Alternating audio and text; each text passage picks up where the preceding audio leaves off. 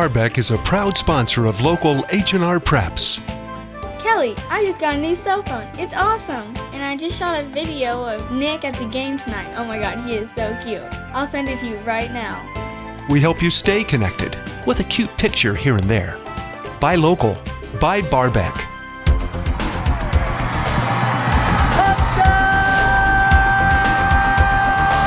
Hello and welcome to this week's Preps Preview. Alongside Justin Kahn, I'm Leroy Bridges. Some pretty good action last Friday night. I had a couple big games in the O-Call as well as a big game out of the immediate area in the South Central Conference. We'll get started with the matchup at St. Teresa High School. Had Tolono come in, both 3A ranked teams. Pretty good game, actually probably one of the best games of the year.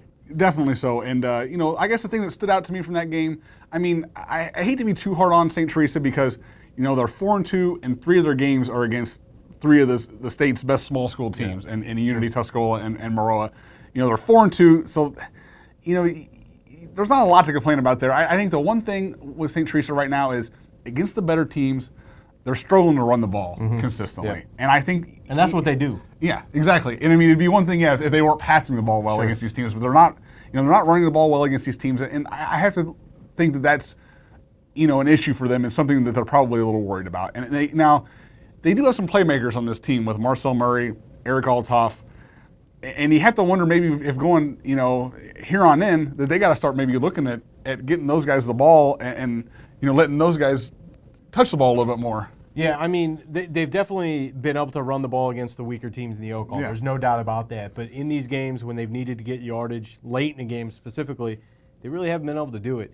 And so maybe just not necessarily getting away from the run, but maybe spreading it out a little bit, making it not so much where you can throw 9 in the box and just not worry about the pass at all.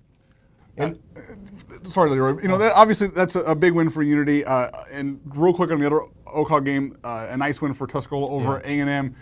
Though A&M has a decent performance in that game, and I got to feel like maybe going ahead, they don't feel too bad about that one, that loss. And if they can maybe get Tuscola again, they'll have some confidence. Perhaps, yeah. I would say, and I think you agree with me, the Pana win over Greenville was the biggest win for any area team as far as impact goes this season. Yeah, Greenville comes in number 3 in 3A. They're rolling. They ripped off 35 straight South Central Conference wins and 11 straight to Pana. Yeah. Pana hadn't beaten Greenville since 2001. That's almost a decade of dominance right there. Pana goes on the road and just dominates the second half. They're up 2 points at halftime. And Greenville only gets a ball for less than 2 minutes of possession in the second half. That's unheard of. Yeah, that's just crazy. And, most of these wins for Greenville over Pana weren't even close. Yeah. So this is a huge step for Pana. I really feel like this is kind of takes Pana from, they're doing well this year, to this is a for real team that is one of the better programs in the area right now. Yeah, and we've talked about them a little in here at times, but man, this definitely just puts them ahead of the pack. They're in line to be 8-1. Yeah. You're looking at least one home game in the playoffs, and we've talked. I think last week we talked about St. T and Pana, and that might be a matchup that comes in the playoffs. But as we move along, look at our top 5 for this week. There's no doubt that Pana is going to have a place in both of them. I think after last week, we'll start with mine. KZ Westfield staying in at number 5. I haven't forgot about them. They're there back again for at least the second week in my book, maybe the third. I don't know. Checking in at 4. I've kind of dropped a little bit. Maroa Forsyth, and really no reason other than I've been impressed, I think, by Pana, who's kind of resurfaced there. And Maroa's got a big test on Friday against Tuscola, so they have an opportunity to impress. 3 is St. T, taking a step back. They were 2 last week for me. So losing to Tolono, I had them at 2. Trust me, I checked this, okay? And number 2, I got the Pana Panthers. Like I said, a 3A team in line for an 8-1 year with only a 9-6 overtime loss to Carlinville, who should be ranked in 2A. They're a pretty good team, and number 1 Tuscola. It's tough, obviously, to move them. They're going to be there week in and week out if they can continue to win. Now, Leroy, you always like to try to stick your top 5 in there before me, I've noticed. I'm sorry. I feel like you steal my thunder that way. I know how you are.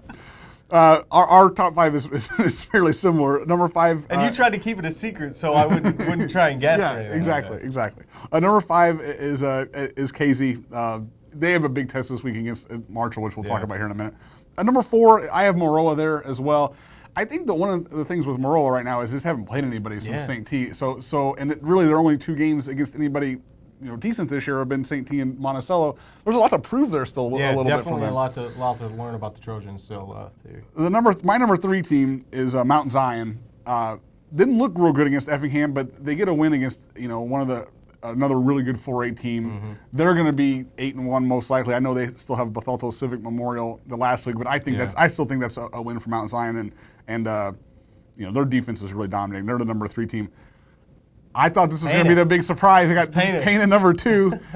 I just think that win, against Greenville really puts them, at another level. So, I think that they're much deserving of that. And number 1's Tuscola. I mean, it almost, any other week, this is probably, the game we're talking about all the time. I mean, Tuscola beating A&M, and they just keep winning these games. Yeah, they've made beating these elite Oak-All teams just every day of the week. I mean, I think it's nothing new. Yeah, Just moving ahead, looking to Friday, a couple big matchups. One right in our backyard here at Maroa Forsyth.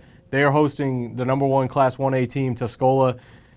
Really, Tuscola's last big hurdle, honestly, in between them and a likely undefeated state championship. I know we both feel like there's nobody in 1A that can touch them. No. So, I mean, Maroa, this is their chance to kind of legitimize themselves and position themselves for a good postseason run. I think this is a bigger game for Maroa than it is for Tuscola, just because of they lose 20-0 to Tuscola last year, and that's that was a rough loss for them to take, and I really felt like it kind of propelled them into the postseason run. So, they don't want that again this year, though. So I think that's a really interesting matchup and kind of a tough one to call a little bit, being at Maroa. The other big game is pretty far away from here, but unfortunately. Unfortunately, exactly. KZ and Marshall were playing. This has been sort of that, great rivalry in the Little Illini here recently, because these are by far the 2 dominating teams. Last year, Casey had a pretty long little run where they had beat Marshall. Then Marshall turned around and beat them in the playoffs, which kind of even spices this up a little bit more. And these teams are both ranked in 2A, and this is pretty much the conference championship. Yeah, and I know all year long, KZ looked like they kind of had changed their philosophy, looked like they were going to go back to their run-style team that they had been. Last week, Heath Husinga, the quarterback over there, I think he threw 4 touchdown passes, got back to the air. And Marshall is a team that not many people know about, because I know they're kind of stuck in no man's land where no Illinois paper really covers them. We kind of mention them here and there because of the LIC, but they're a team that's going to be tough, and I know you've been putting them at number 2 in your 2A poll all year, so you think highly of them for sure. I do. Now, recently they haven't necessarily played as well, but I still think it's a tough team, and I just felt like somebody's going to beat them and knock them off that spot. And so this game has a lot to do with the 2A rankings, and it's going to have playoff implications. So a very interesting game there, and not a lot out there besides those 2 games this week, but those 2 definitely make for a good schedule this week. All right, make sure you catch us out there. Hit us up on Twitter. We'll be tweeting all night long with those scores and hrpreps.com.